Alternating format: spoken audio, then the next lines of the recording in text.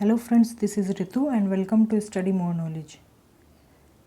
तो previous year questions की series में आज हम करने वाले हैं सितंबर 2015 का हिंदी सॉल्यूशन और ये पेपर फर्स्ट का सॉल्यूशन है। तो चलिए शुरुआत करते हैं आज की क्लास की।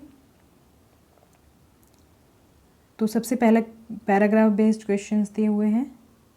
फर्स्ट क्वेश्चन है, विचारकों की एक विशेषता यह है कि उनमें, तो हमें पता लगाना है विचारकों की एक विशेषता क्या है जो कि पैराग्राफ में दी हुई होगी। तो पैराग्राफ पढ़ लेते हैं इसके लिए। स्थूल एवं बाह्य पदार्थ सूक्ष्म एवं मानसिक पदार्थों एवं भावों की अपेक्षा अधिक महत्व के विषय नहीं है। जो व्यक्ति रचनात्मक कार्य करने में समर्थ है उसे भौतिक स्थूल लाभ अथवा प्रलोभन ना तो लुभाते हैं और ना ही प्रोत्साहित करते हैं। विश्व में विचारक 10 में से एक ही व्यक्ति होता है, उसमें भौतिक महत्वाकांक्षाएं अत्यल्प होती हैं। अत्यल्प मतलब बहुत कम होती हैं, ना के बराबर हम कह सकते हैं। तो विचारकों की विशेषता हमसे पूछी गई है और विशेषता हमें यहाँ मिल गई है। तो भौतिक महत्वाकांक्षाएं बहुत कम होती हैं उनमें। तो सेकंड ऑप्शन दिया हुआ है, तो सेकंड ऑप्शन सेकंड ऑप्शन सही होगा। सुकरात को अपना काम न करने देने की स्थिति कठोर दंड जैसी प्रतीत होती क्यों सुकरात को अपना काम न करने देने की स्थिति कठोर दंड जैसी प्रतीत होती। इसके लिए पैराग्राफ पढ़ना होगा। तो हमने यहाँ तक पढ़ लिया है। इसके बाद देख लेते हैं। पूंजी का रचयिता कार्ल मार्क्स जीवन भर निर्धनता से जूझता रहा। राज्याधिकारियों ने सुकरात को मरवा डाला, पर वह जीवन के अंतिम क्षणों में भी शांत था, क्योंकि अपने जीवन के लक्ष्य का भलीभांति निर्वाह कर चुका था। यदि उसे पुरस्कृत किया जाता, प्रतिष्ठा के अंबारों से लाद दिया जाता, परंतु अपना काम न करने दिया जाता, तो निश्चय ही वह अनुभव करता कि उसे कठोर रूप में दंडित किया गया है। तो कठोर रूप से दंडित किया गया है, कुछ ऐसा ही क्वेश्चन में पूछा गया है। तो दंड के रूप में उसे कब लगता? अगर उसे जीवन का उद्देश्य प्राप्त करने से रोक दिया गया होता। तो ऑप्शन 4 करेक्ट हो जाएगा। तो आपको पैराग्राफ के अकॉर्डिंग ही आंसर देना होता है। तो पैराग्राफ में यही दिया हुआ है इसका आंसर, तो यही हो जाएगा। मनुष्य को बाहरी सुख क्यों लुभाते हैं?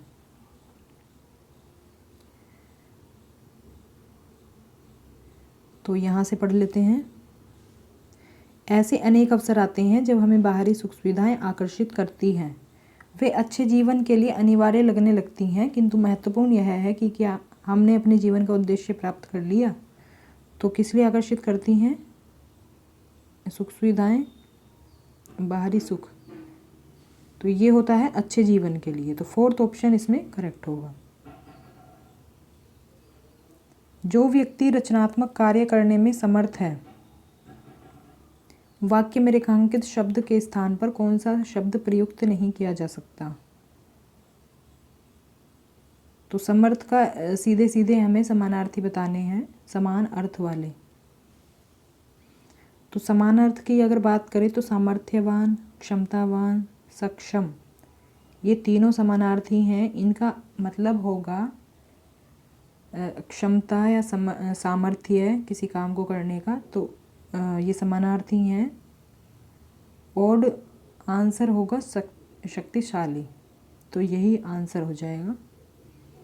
प्रतिष्ठा के अंबारों से लाद दिया जाता, रेखांकित का तात्पर्य है। तो प्रतिष्ठा के अंबारों से लाद दिया जाता, इसका मतलब हो जाएगा ढेर से। तो सेकंड ऑप्शन करेक्ट होगा। भली भांति निर्वाह कर चुका था, उपयुक्त वाक्यांश में क्रिया विशेषण है। तो क्रिया विशेषण की अगर बात करें तो जो शब्द क्रिया की विशेषता बताते हैं वो होते हैं क्रिया विशेषण। तो यहाँ पर क्रिया की विशेषता क्या कौन से शब्द बता रहे हैं? वो बता रहे हैं भली भांति। तो किस तरह निर्वाह कर चुका था? भली भांति। तो ये सेकंड ऑप्शन करेक्ट हो जाएगा, भली भांति। महत्वाकांक्षा किन शब्दों से मिलकर बना है? महत्वाकांक्षा बना है महत्व प्लस आकांक्षा। सेकंड ऑप्शन करेक्ट होगा।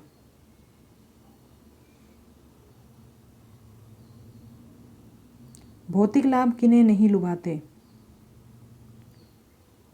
वैसे तो हम पढ़ चुके हैं, फिर भी देख लेते हैं एक बार। स्टार्टिंग में दिया था, तो जो व्यक्ति रचनात्मक कार्य करने में समर्थ है उसे भौतिक स्थूल लाभ अथवा प्रलोभन ना तो लुभाते हैं ना ही प्रोत्साहित करते हैं। तो किस तरह के आ जाएगा इसमें? रचनात्मक कार्य करने वालों को। ये फोर्थ ऑप्शन करेक्ट होगा। पूंजी का रचयिता कार्ल मार्क्स कथन से संकेत मिलता है कि पूंजी का अर्थ है। पूंजी का रचयिता मतलब होता है लेखक। तो कार्ल मार्क्स ने पूंजी नाम की जो रचना की है, तो पूंजी का अर्थ इसमें हो जाएगा एक ग्रंथ। तो थर्ड ऑप्शन करेक्ट होगा। पैराग्राफ बेस्ड क्वेश्चंस हम कर चुके हैं। नहीं सॉरी, अभी तो गद्यांश ही हुआ है, पद्यांश आ गया है अब। तो पद्यांश देख लेते हैं। तो वही हम सबसे पहले क्वेश्चंस को पढ़ेंगे। व्याकुल व्यथा मिटाने वाली में प्रयुक्त अलंकार है। तो इसके लिए पैराग्राफ पढ़ने की ज़रूरत नहीं है क्योंकि अलंकार बताना है हमें। तो इसमें वह बार बार आया है, 3 बार आया है इसमें, तो इसलिए, और अगर अक्षर या वर्ण बार बार आए तो कौन सा अलंकार होता है? तो होता है अनुप्रास अलंकार। फोर्थ ऑप्शन करेक्ट होगा। बचपन शब्द है, तो बचपन क्या है? एक अवस्था है, और मैंने बताया था कि जो व्यक्ति स्थान भाव या अवस्था आदि का बोध कराए तो वो क्या होता है? संज्ञा। तो इसमें ऑप्शन फर्स्ट करेक्ट होगा। नंदनवंशी फूल उठी यह छोटी सी कुटिया, यह छोटी सी कुटिया मेरी का भाव है, मतलब उसका अर्थ क्या है? इसके लिए पोयम एक बार पढ़ लेते हैं। वैसे तो लास्ट में दिया हुआ है, लेकिन इसके लिए हमें पोयम पढ़नी होगी। रोना और मचल जाना भी क्या आनंद दिखाते थे, बड़े बड़े मोती से आंसू जयमाला पहनाते थे। मैं रोई माँ काम छोड़कर आई मुझे उठा लिया, झाड़ू पोंछकर चूम चूम गीले गालों को सुखा दिया। आजा बचपन एक बार फिर दे दे अपनी निर्मल शांति, व्याकुल व्यथा मिटाने वाली वह अपनी प्राकृत विश्रांति। वह भोली सी मधुर सरलता, वह प्यारा जीवन निष्पाप, फिर आकर मिटा सकेगा तू मेरे मन का संताप। मैं बचपन को बुला रही थी, बोल उठी बिटिया मेरी, नंदनवंशी फूल उठी यह छोटी सी कुटिया मेरी। तो जो भी लेखक हैं, लेखक नहीं लेखिका है इस पोयम की, वो अपने बचपन को याद कर रही हैं, और अब उनकी जो बेटी है उनसे उन्हें अपने बचपन की याद आ गई है। तो इसमें क्या है? नंदनवंशी फूल उठी ये कुटिया मेरी, इसका मतलब क्या है? जैसे ही उनकी बेटी ने उन्हें बुलाया तो उन्हें फिर से बचपन की याद आ गई और कुटिया में आनंद उमड़ पड़ा। तो इसका मतलब हो जाएगा यही, थर्ड ऑप्शन करेक्ट हो जाएगा इसमें। मिटा सकेगा तू मेरे मन का संताप, उक्त पंक्ति में तू किसे कहा गया है? तो तू कहा गया है क्योंकि इसमें बचपन की बात हो रही है, तो सेकंड ऑप्शन इसमें करेक्ट होगा।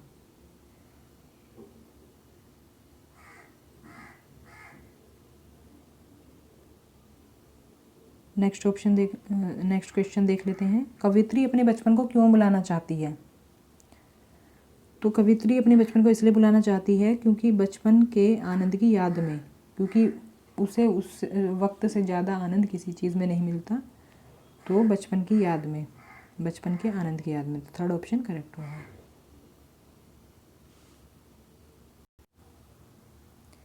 बच्चे की आंखों से निकलते आंसुओं को देखकर क्या अनुभूति होती है?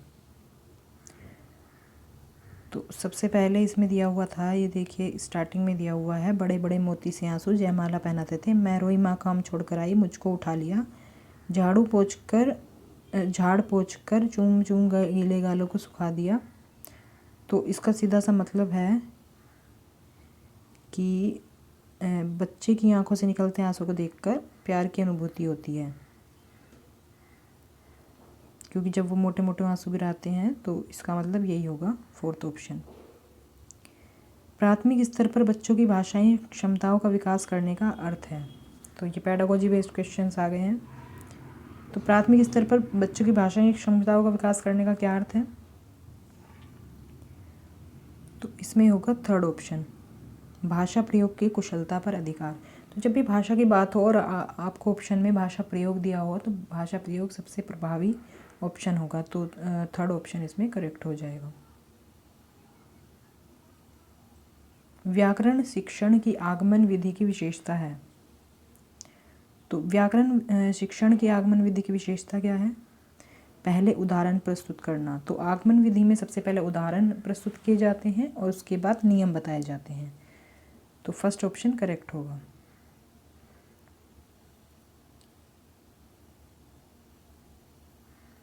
किसी भी भाषा पर अधिकार प्राप्त करने के लिए सबसे महत्वपूर्ण क्या है? तो भाषा पर अधिकार प्राप्त करने के लिए मैंने आपको बहुत बार बताया है कि भाषा का हम जितना ज़्यादा यूज़ करेंगे, एक दूसरे से बातचीत करेंगे, कम्युनिकेशन करेंगे, उतना ज़्यादा भाषा पर हमारी पकड़ मजबूत होगी, चाहे हम जो भी भाषा सीख रहे हों। तो फोर्थ ऑप्शन करेक्ट हो जाएगा, उस भाषा का अधिकाधिक प्रयोग करना। समावेशी कक्षा में बच्चों की आवश्यकताओं को पूरा करने में भाषा शिक्षक के रूप में आपकी मुख्य जिम्मेदारी नहीं है। तो इसमें पूछा गया है आपकी कौन सी जिम्मेदारी नहीं है। तो सबसे पहले आप ये हाईलाइट कर देंगे नहीं, क्योंकि आप कंफ्यूज हो सकते हैं। नहीं, ऑप्शन कभी कभी हम ध्यान नहीं देते। तो जिम्मेदारी क्या नहीं है? बच्चों का आकलन करते समय अति उदार बनना। अगर आप अति उदार बनेंगे और उसकी मिस्टेक्स को आप इग्नोर करेंगे तो वो बच्चा आगे भी ज़्यादा गलतियाँ करेगा और अपनी गलतियों को सुधारेगा नहीं। तो इसलिए बच्चे का आकलन करते समय अति उदार नहीं बनना चाहिए। तो फोर्थ ऑप्शन करेक्ट होगा, क्योंकि इसमें मुख्य जिम्मेदारी नहीं है पूछा है, तो हमें अति उदार नहीं बनना है। पढ़ने की संस्कृति के विकास के क्रम में डैश पठन को प्रोत्साहित किए जाने की आवश्यकता है। तो पढ़ने के क्रम में किस चीज़ का पठन को प्रोत्साहित करने की आवश्यकता है? सामूहिक, व्यक्तिक, सस्वर या मौन। तो इसमें आंसर हो जाएगा व्यक्तिक, इंडिविजुअल। मतलब कि कोई अगर अकेले आप किसी को पढ़ने के लिए मतलब बोलेंगे तो ज़्यादा उसका विकास हो पाएगा पठन का। अगर आप समूह में पढ़ाएंगे तो पता नहीं चलेगा कौन कैसा पढ़ता है और वो पठन क्षमता भी डेवलप नहीं हो पाएगी। तो व्यक्तिक इसके लिए बेटर ऑप्शन रहेगा। व्यक्तिक होता है मतलब किसी एक ही पर्सन को पढ़वाना। भाषा की पाठ्य पुस्तक में सबसे महत्वपूर्ण पक्ष है। भाषा की पाठ्य पुस्तक सबसे महत्वपूर्ण पक्ष क्या है? तो इसमें देखिए ये ज़्यादा इम्पोर्टेंट नहीं है। कागज़ की गुणवत्ता, आकर्षक चित्र, अभ्यासों की बहुलता, ये सब एलिमिनेट हो जाएंगे। तो सबसे जो सटीक ऑप्शन जो बचता है वो है पाठों का उद्देश्यपूर्ण चयन। तो थर्ड ऑप्शन करेक्ट होगा। समग्र भाषा पद्धति पर आधारित कक्षा सभी भाषाओं को सीखने पर जोर देती है, गतिविधियों के आयोजन पर बल देती है। तो ये बिल्कुल जो अगर एक ही चीज़ पर कोई चीज़ बल दे रही है तो वो बिल्कुल ऑप्शन गलत होगा। बच्चों के भाषाई विकास की स्पष्ट समझ पर बल देती है, तो ये बिल्कुल सही होगा, क्योंकि भाषाई विकास की स्पष्ट समझ पर बल देना बिल्कुल सही है।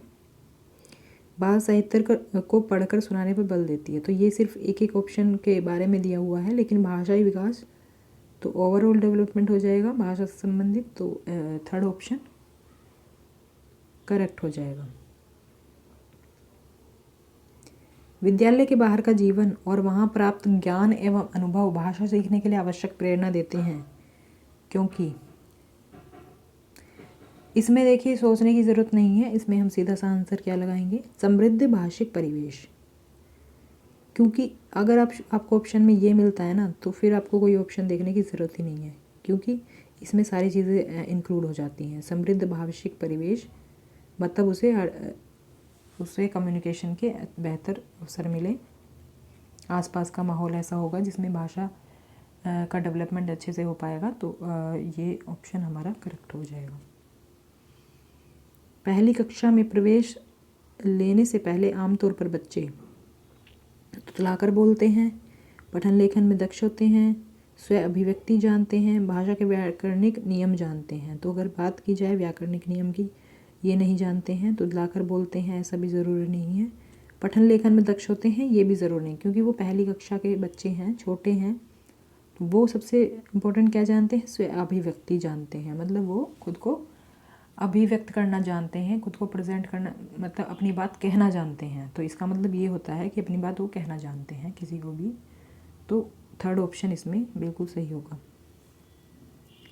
सुरभि अक्षर ड़ वाले शब्दों को गलत तरीके से उच्चारित करती है, आप क्या करेंगे। उसे ड वाले शब्दों की सूची पढ़ने के लिए, पढ़ने एवं बोलकर अभ्यास करने के लिए देंगे। उसे ड वाले शब्दों की सूची पढ़ने और लिखने अभ्यास करने के लिए देंगे। उसे ड वाले शब्दों को अपने पीछे पीछे दोहराने के लिए कहेंगे। उसे सहजता से अपनी बात कहने के लिए प्रोत्साहित करेंगे। तो अगर हम उसे सहजता से अपनी बात कहने के लिए प्रोत्साहित करेंगे, मतलब वो अपनी बात कह पाए खुलकर, तो वो अपने आप ही धीरे धीरे उसका उच्चारण सीख जाएगी। तो फोर्थ ऑप्शन बिल्कुल सही हो जाएगा। प्राथमिक स्तर पर पढ़ने की क्षमता का आकलन करने की दृष्टि से सबसे अधिक महत्वपूर्ण क्या है।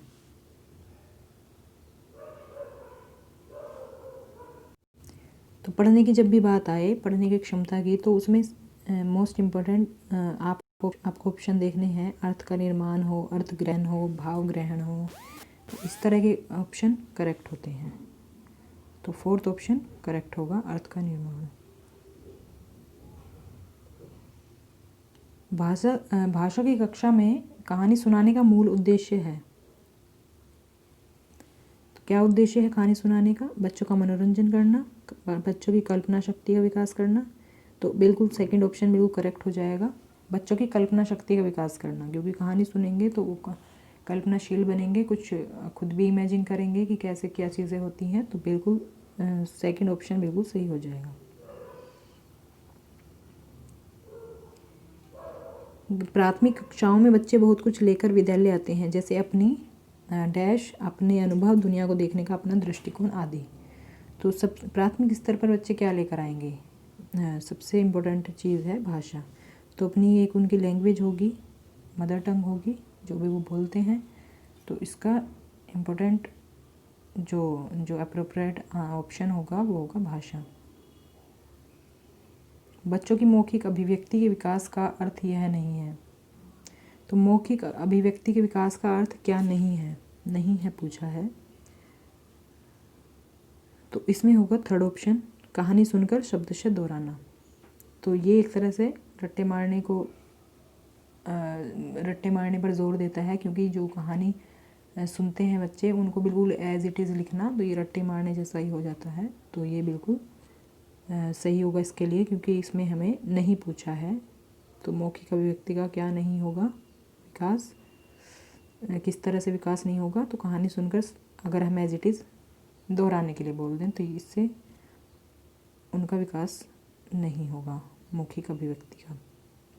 मौखिक अभिव्यक्ति होती है मतलब कि वो खुद से कोई बात कहते हैं जैसे, तो वो उसमें होता है कि मौखिक अभिव्यक्ति। भाषा की कक्षा में यह जरूरी है कि स्वयं भाषा शिक्षक की भाषा प्रभावी हो। हाँ, तो इसमें फर्स्ट ऑप्शन ही करेक्ट हो जाएगा कि भाषा शिक्षक की भाषा प्रभावी होनी चाहिए, तभी बच्चे भी अच्छे से भाषा सीख पाएंगे। क्योंकि अगर शिक्षक ही कुछ मिस्टेक्स करेगा और उच्चारण सही नहीं करेगा, तो बच्चे भी वैसे ही सीख जाएंगे। तो इसीलिए भाषा शिक्षक की भाषा भी प्रभावी होनी चाहिए। तो ये था आज का वीडियो। मिलते हैं नेक्स्ट क्वेश्चन पेपर के साथ। So thanks for watching.